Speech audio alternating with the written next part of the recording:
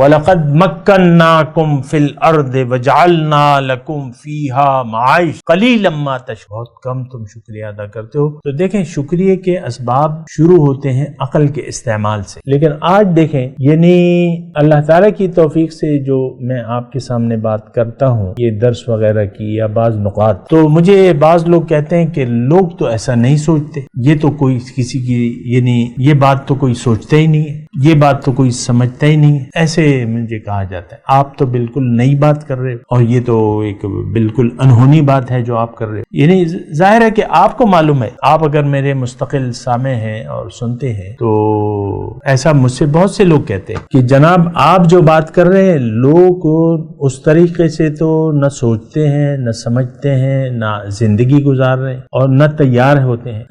یہ تیار ہوتے ہیں تو یہ تو میں آپ کو کہہ رہا ہوں کہ میں جو کچھ کہہ رہا ہوں اس کے مطابق لوگ اپنی زندگی ڈھالنے کے لیے تیار نہیں ہوتے، سن تو لیتے ہیں لیکن تیار نہیں ہوتے۔ اور میری بات کا خلاصہ کیا ہے کہ خالص اللہ کو اپنی منزل بنا لو، اسی کو اپنا مقصود سمجھ لو، وہی محبوب ہے ہمارا اور وہی ہمیں مطلوب ہے۔ یہ تمام میری دعوت کا خلاصہ تو یہی ہے، لیکن لوگ سن تو لیتے ہیں، بعض اوقات کوئی تعریفی کلمات بھی آ جاتے ہیں، لیکن مجھے اس کا کیا ضرورت ہے؟ آپ اللہ کو منزل نہیں بنا رہے تو محض تعریفی ڈونگروں کے لیے تو میں یہ الفاظ نہیں کہہ رہا۔